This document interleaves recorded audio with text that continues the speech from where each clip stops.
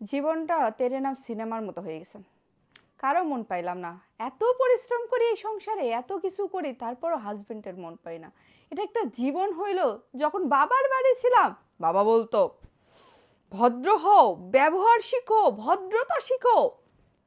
এই ব্যবহার ভদ্র সবই হইলাম, হয়ে হাজবেন্ডের বাসায় আসলাম, তারপরে তো আমি মন পাইতেছি না। হাবলা হইলাম, ভদ্র হইলাম, ভালো হইলাম, এত কিছু হয়ে আমার কি হলো, কি হলো? তাও তো হাজবেন্ডের মন পাই না, তাও তার একটু ভালোবাসা পাই না। মানে কি এক অবস্থা! আল্লাহ, আমি যদি ছেলে হইতাম এটাই সবচেয়ে ভালো হইতো। আমি একদম আমার বউরে তেরে নাম সিনেমার মতো করে দিতাম। কত যে ভালো রাখতাম, ছেলেরা দেখতো আর জ্বলতো, রুচির মতো ফুলতো। মানে আমরা যে মেয়েরা এত ভালো ভাই, তারপরও কেন ছেলেদের মন পাই না? আচ্ছা, এই ছেলেদের মন পাওয়ার জন্য কি করা উচিত আসলে? আমি কোনো লজিক পাই না যে কি করলে এদের মনটা পাওয়া যাবে। ডানে গেলে বলে বামে যা, ভালো কিছু করলে বলে এটা ভালো না। একটা যদি কালার চুজ করে দিই যে আজকে এটা পরো, বলবে এটা ভালো না, এটা পরবো। পরের দিন কিন্তু ঠিকই ওটা পরবে। এগুলো মানে কি এগুলো কি আমাকে ছেলেরা হচ্ছে কি ভাই, কি এদের মন বুঝি না কেন? এতক্ষণ ধরে কি এগুলো আমাকে শোনাচ্ছ?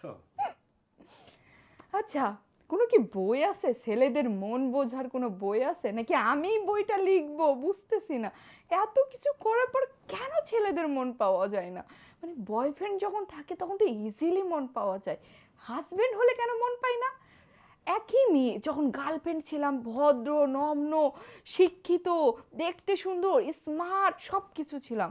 যেই কিনা বউ হইলাম, হ্যাঁ, তুমি তো মোটু হয়ে গেছো, তোমার গা থেকে তো স্মেল পাওয়া যায়। তারপর কি তুমি তো শিক্ষিত হয়ে শিক্ষিত না, তোমার মধ্যে কোনো ভদ্রতা নাই, তুমি কোনো কিছু শিখো নাই, কোনো ব্যবহার তোমার পরিবার শিখায় নাই। এরে ভাই, যখন প্রেম করতেছিলাম তখন তো সবই ভাল লাগতেছিল।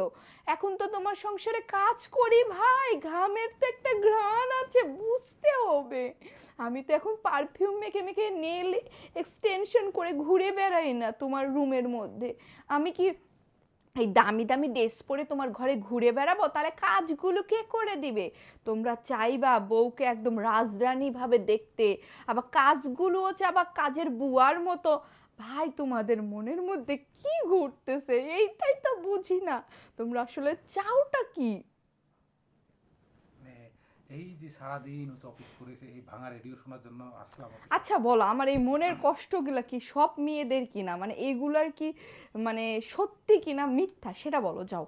মানে এগুলো যে আমি বলতেছি কি, এগুলো কি বানানো কথা? প্রত্যেকটা মেয়েকে যা জিজ্ঞাসা করো, সবাই বলবে যে হ্যাঁ আপু, আপনার সাথেই ঠিক, আমরাও এগুলাই করি, এত কিছু করি, তারপরও হাজবেন্ডের মন পাই না। একটা মেয়ে যদি বলে যে না আমার কথাগুলো ভুল বা ব্যতিক্রম, তারপর বইলো, বলবে কারা জানো? ছেলেরা জানে যে এগুলো তাদের সাথে মিলে যাইতেছে, এজন্য।